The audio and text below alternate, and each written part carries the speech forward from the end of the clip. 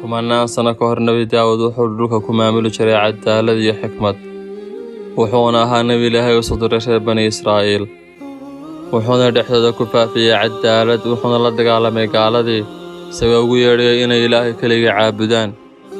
wuxuuna Ilaahay ku arsaaqay Nebi Suleymaan, wuxuuna dabadii ka dhigay nebi. Nebi Daawud geeridiisa kadibna wuxuu Nebi Suleymaan calayhi salaam waxa uu sii waday xukunkii aabihii. wuxuuna Ilaahay siiyey boqornimo iyo mulki u gaar ah oo aan cid isaga ka horreysay ama ka dambeysay aanu siin.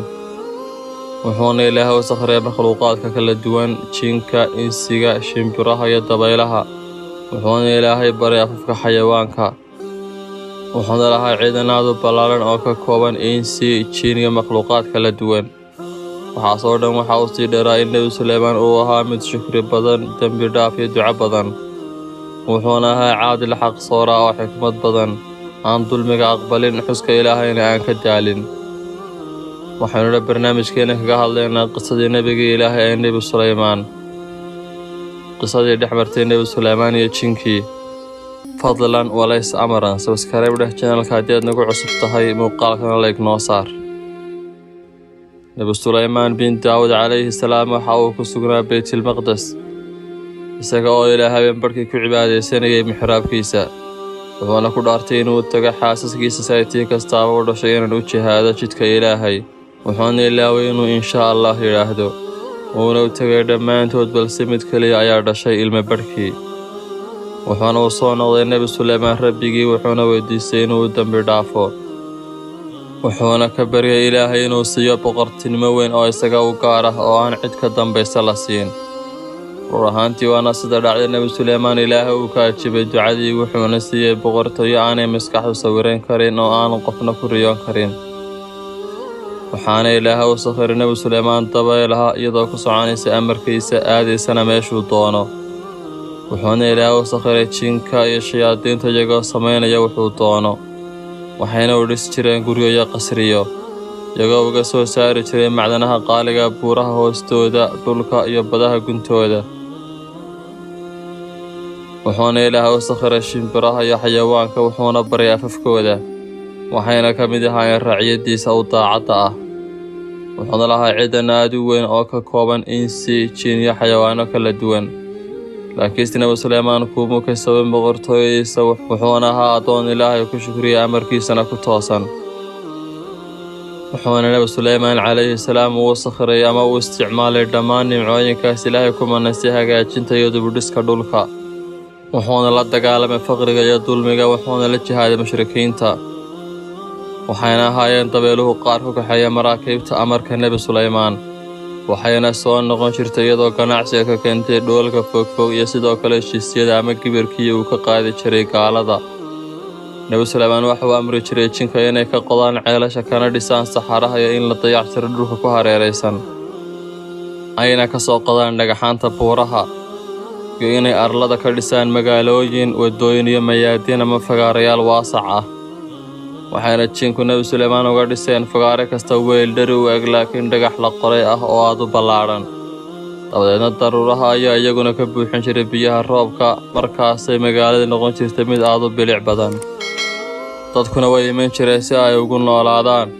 waxayna dooxa hareerihiisa ku beeri jireen dalagga noocyadiisa kala duwan, iyagoo ku waraabinaya biyaha roobka iyo ceelasha. waxayna arlada noqon jirtay mid badhaadhe ah. waxay ku noolaayeen barwaaqayan rayrayn iyagoo Ilaahay caabudayay. waxaana badatay camirdii magaalooyinka iyo inay dadku beertaan saxaraha. reer Banu Israa'iilna waxay ku noolaayeen nimco aanay weligood hore u arag. qasriga Nebi Suleymaan waxa uu ahaa daar aad u qurux badan, waxaana lagu tiriyaa waxyaalaha ugu yaabka badan ee waqtigaas la dhisay. iyadoo dhagaxaantiisu ay ka samaysnaayeen marmar, derbiyadiisa iyo saqafkiisana ay ku xardhanaayeen dahab saafi ah. sidoo kale dhulka hoose ee qasriga hoostiisa waxaa ahaa khasnadihii boqorka, iyadoo loo sii mari jiray godad kuwaasoo ku sii fidsan dhulka hoostiisa.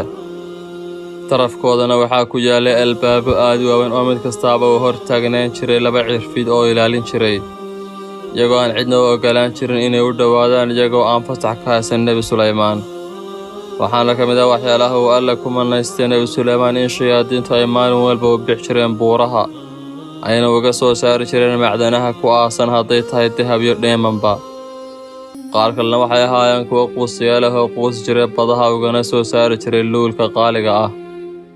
kuwaasi kuwa kaleba waxay soo noqon jireen fiidkii, waxay soo ururiyeenna waxay ku ridi jireen khasnadaha nebi Suleymaan calayhi salaam. waana la xidhi jiray dhammaan albaabada khasnadaha. markaas waxaana albaabka khasnadaha ilaalin jiray laba ka mid ah kuwa ugu sharafta badan jinka.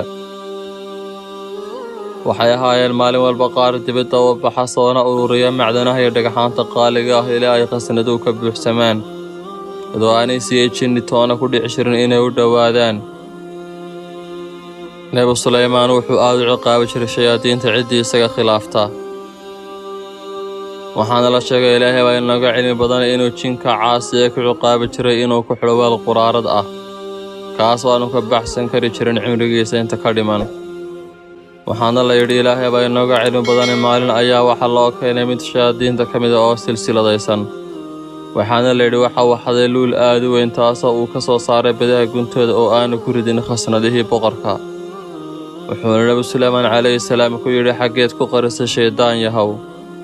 waxuuna shaydaankii ugu jawaabay, waxaan la quusa kuwii quusayey, waxaanan soo saaray luul leeg qof bila'aadana madaxii, taasoo aanay cid hore u arag quruxdeeda iyo iftiinkeeda. waxaanan u maleeyey luulkaas dartii inaan raalli ahaanshahaaga ku helayo inta nolosheeda ka dhiman. balse soo noqodkaygii ayaa waxaan la kulmay maarid weyn oo aad u awood badan, waana nooc jinka ka mid ah oo samada igaga yimi igana dafay. wuxuuna ula kacay dhanka koonfureed, wuxuuna ku dhex qarsoomay daruuraha, manan awoodin inaan ka daba tago. nebi Suleymaan calayhi salaam wuxuu yidhi, haddii ay runtaa tahay waxaad sheegaysa, waxa aan kuu soo bandhigaya ama hortaada soo istaajinaya jinka si aad uga soo dhex saarto. shaydaankiina wuxuu ugu jawaabay, haddii jinkaasi boqortooyadaada ka tirsanaan lahaa igama baxsan kari lahayn, laakiin waa jini nooc kale ah oo boqortooyo kale ku nool. dabeed nebi Suleymaan wuxuu amray in la xidho ilaa intuu ka arkaya intay leeg tahay runnimadiisu. wuxuuna u yeedhay wasiirkiisii Caasim, wuxuuna ahaa wasiir caqli badan oo caalim ah. wasiirkiisuna wuxuu arkay inuu run sheegayo. markaasuu nebi Suleymaan ku yidhi, nebiga Ilaahay oo shayaadiintu ma danayaan ururinta luulka, Ilaahayna wuu kuu keenay dhacdadan isagoo ku xasuusinaya waxaad isku waajibisay oo ah jihaadka jidka Ilaahay. nebi Suleymaanna wuxuu amray in la soo daayo shaydaankii dayacay luulka. kadibna waxa uu aaday mixraabkii uu ku lahaa Qudus si uu Alle ugu caabudo ilaa habeenbarhkii. waxa uuna diyaarsay ciidan aad u ballaaran oo ka kooban makhluuqaad kala duwan. wuxuuna amray in loo dhaqaaqo dhanka koonfureed, wuxuuna soo kaxaystay faraskiisii. waxaana dhankiisa midig soconayay insigii oo fardo cascas ama guduudan wata, dhankiisa bidixna fardoolaydii jinka oo fardo madmadow wata. dhankiisa dambe ama gadaashiisana waxaa socday ciidankii lugta oo ahaa ciidan aan la soo koobi karin tiradooda, kuwaasoo ka kooban insi, jin, dugaag iyo shimbiro, kuwaasoo ku kala fidiyey baalashooda cirka iyagoo ka qarinaya fallaadhaha cadceedda ee aadka u kulul. ciidankana xoogga badan ee aan dadku weligood hore u arag. tani waxay ahayd qayb yar oo ka mid a qisadii nebi Suleymaan calayhi salaam.